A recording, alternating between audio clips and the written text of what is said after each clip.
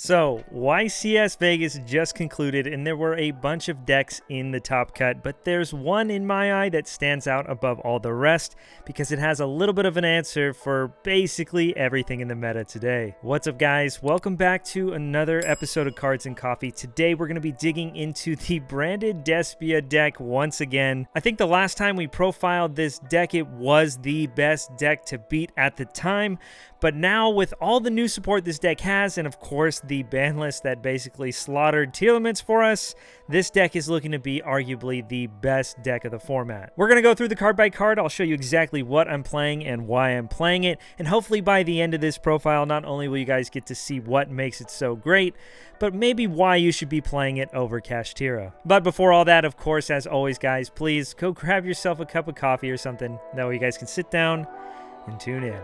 Let's do this.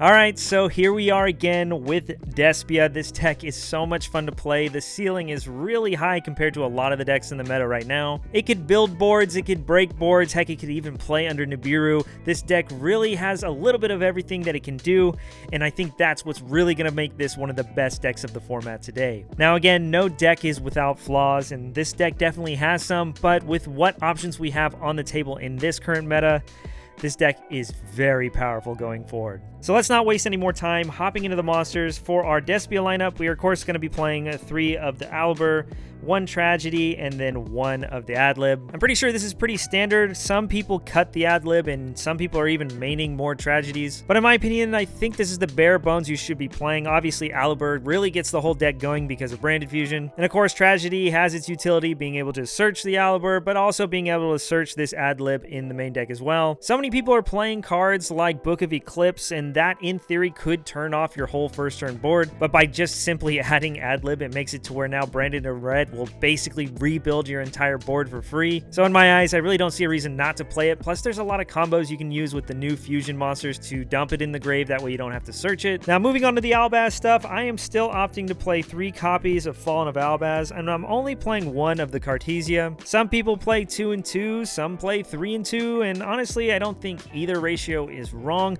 but personally I just love having Albaz in my hand at all times. Plus with all the decks that are banishing cards from your deck, be it Runic or Kashtira, I just like having them in the deck just in case. But of course that's also an argument to be playing the second Cartesia as well, but again, you don't need this card to play the game. It's just one of those cards that honestly, it's a really broken card for the deck. The fact that you have a in-engine poly now without having to play the patchworks really fixes a lot of the problems this deck had in the past. Not only does it help you play through Ash Blossom on your Branded Fusion, but it's also an interruption on your opponent's turn as well. Plus, just like Ecclesia in the Sword Soul deck, it can recycle itself as well. So it really just adds another layer to this deck that really puts it over the top, and personally, I love it. For the other Albaz support cards, I also have the 1 Albion alongside the Spriggan's Kit. I think Albion's staple, and there's really no reason to explain it. It really does so much for the deck. Spriggan's Kit is really a personal preference, but for me, I love having an extra starter in the deck. It's not the most optimal, but since we're only going to be playing 1 Branded in Red,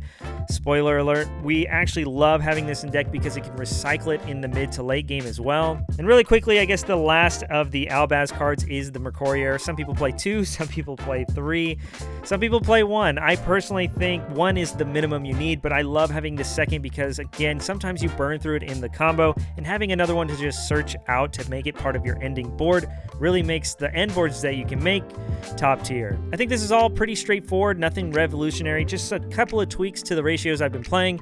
But again, comment down below, let me know, is there any other ratios you've been messing with as well? Because with all the tech cards that I actually have in my deck, I've found that this has been working pretty well.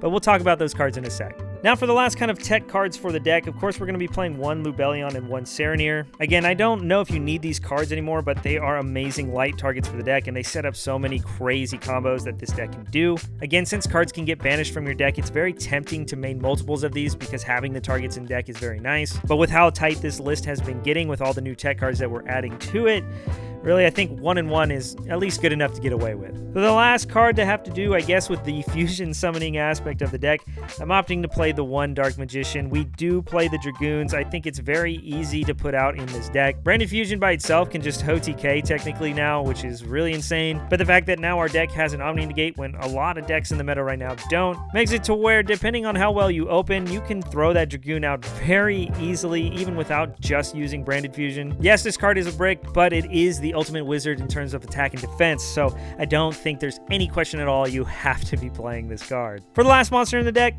I'm just playing another light target. We're playing 3 copies of Nibiru. I just think this is the best hand trap for this deck going forward. At one time, I was testing Ash and even Imperm, but the thing I really love about Nibiru is the fact that yes, it's a great card going second, but even going first, your opponent has to fight super hard to break your board. Despia is already known for being a very sticky archetype with having a lot of cards that float and recur through different disruptions. So just being able to see your opponent fight tooth and nail to try to break your board just to have Nib slapped on their field in the end can be really depressing for your opponent, especially since a lot of your field can float and recur advantage for the follow-up turn. It's very easy to see why this card not only is just a great card right now, but in this deck specifically, it can get pretty unfair. So that's it for the monsters. Moving on to the spells. Starting things off, of course, we're going to be playing 3 copies of Branded Fusion, the best card in the deck. 3 copies of Opening, just a teleport for your Despia cards. 3 copies of Deployment, basically being a teleport for your Albaz or Cartesia, which is really insane for this deck. In the past, this was a card I considered in board breaker builds. Just being able to get Albaz out at any time is really great. But now that we have Cartesia, this is essentially replacing the Patchwork engine because, again, it just gets you a free monster to be a poly with now. This card could even help you post side by citing the Aqua Dolphin package, being able to rip Ash Blossom out of your opponent's hand when you go first. But after that, of course, we have more branded cards. We have the 1 Branded Law still. I love this card. Just really telling your opponent that, well, they can't touch their cards while you're playing is obviously a really good effect to have. And for the last branded card, like I mentioned, we have the 1 Branded in red that I spoiled earlier. It's very easy to recycle this card with kit, so it's okay that you only have the 1.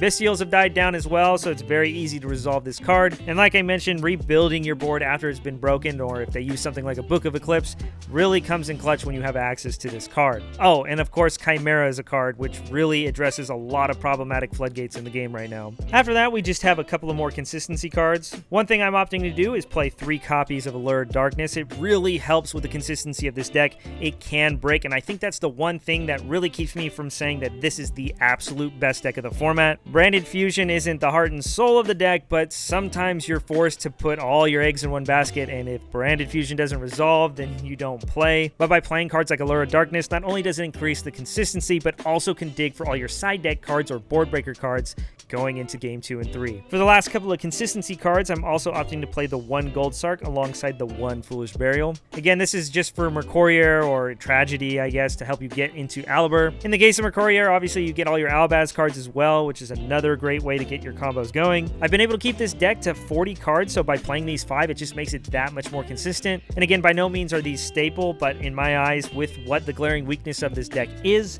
I think by maxing out the consistency, you really do nothing but help yourself in the long run. Except for playing around D-Barrier. This, well, doesn't really help with that. Now for the last spell card in the deck, I'm playing 3 copies of Book of Eclipse. There was a couple of other options on the table, obviously, as far as board breakers go. You could be playing Super Poly, you could even main deck Evenly Matched, but I think this is the most versatile one in the format right now, and by no means is it an auto win against a lot of decks, but it is something that really helps in that Kashtira matchup. After the spells, we're just playing 2 traps. Of course, we're going to be playing the Retribution, something to dump off Albion, something to dump with Serenir. It's obviously one of the best cards to recycle your resources. And the last trap in the deck is the 1 Banishment. Not everybody's playing this, but personally, I think with all the different tools we have in our deck to counter the meta, the one thing that really blows out the mirror is this card right here. I am truly surprised to see a lot of the branded Despia players not main decking this card, and maybe in the future people will start pivoting that way, but this card can clear your opponent's entire board if they don't play around it. And again, it has application in basically every matchup in the game anyway, with lights and darks being so prevalent. But again, I really don't see a reason not to be playing it right now, especially since we already have this deck teched out to beat the meta.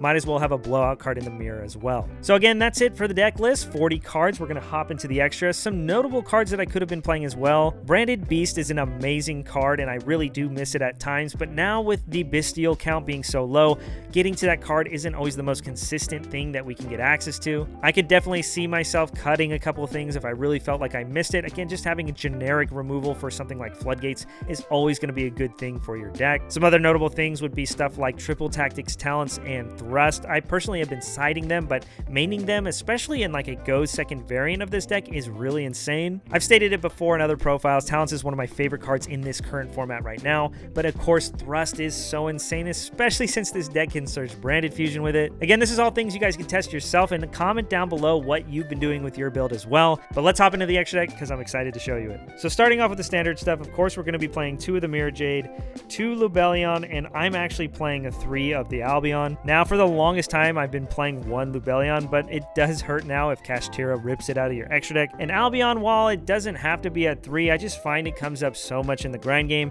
Plus I'm summoning this thing especially to make the Dragoons, which I mentioned earlier. After that we have some of the 1-ofs. Of course we have the new Striking Dragon, the new Dusk Dragon, and one of the old Iron Dash Dragons. I think all of these are staple, and especially with Contact C making its way back in the game, having the Sprint in your extra deck to go into in case somebody tries to throw it at you is very, very useful and a very easy out for this deck. But of course, this Sprint also gets you Kit and can also summon Albaz in the end phase, so definitely a versatile card for this deck. One thing I'm not playing is the Tri-Brigade, and again, that's something I would probably like to add. Maybe I'll cut an Albion, but there is another card I'm wanting to add, which I will talk about in the end. But moving on to the Despias, we have 1 Cordis and 1 Proskinion. Staple stuff. Some people only choose to run one over the other instead of both, but for me, there's a lot of times where I can't really hard summon the Proskinion, but having the Cordis is very easy to make. But in the mirror match, if you're playing Proskinion with Banishment, you could literally wipe your opponent's field away. It's so insane. Then we have a couple of more 1-ofs, of course, the Predaplant, the Dragostapelia. You gotta play this card. We also have a Guardian Chimera. We're not playing a bunch of polys, so you get away with one pretty easily. And of course, the last card, what we've been talking about the whole profile, Dragoons, a Powerhouse, an Omni Negate, a Board Breaker, and an OTK Machine. This is the other card I would like to fit in the extra deck. This is 15, but I think having a second is very useful. Not like you're gonna make it, but again, Kashtira, you have to respect it. If they rip the Dragoons out, it's not the end of the world. You can still play, so it's not that big a deal. But I will admit, by having to and not having to worry about that, it would be pretty nice. I've been debating cutting the Albion to be able to do that. But at the end of the day, the one thing that is so killer about Dragoons is it basically auto wins the Labyrinth matchup. As you can see after Vegas, Labyrinth has made its way to being one of the best decks of the format. And having a card like this that basically just shuts that whole deck down really makes it to where this card is a staple in my eyes. And again, they're not ripping cards out of our extra deck, so we really don't need to for that deck. So that's the current list that I've been playing, and I really think that this deck is just the Swiss Army knife of the format. There's a couple ratios that can be moved around, and of course there's some extra deck slots that can get messed with. Not only do I want to fit that second Dragoons, but there's also the Tri-Brigade fusion, and even fitting Masquerade would be nice. Right now I'm currently siding it, but that's where you come in. Again, guys, comment down below. Let me know how you guys have been enjoying this deck, because for me, in my testing, this deck has been a blast to play. Really quick before heading out, I want to give a quick shout out to my sponsor, Next Level Anime. They're the guys who made the gear I'm wearing now and what I wear at events, and if that's something you're into, you can get 10% off by using my code Cards&Coffee10. The link's in the description for their website, so go check them out. They have so much gear that you can choose from, especially if you're a big anime fan like me. But that's going to wrap things up for this episode. Thanks for tuning in, and here's hoping to see you on the next one. Peace.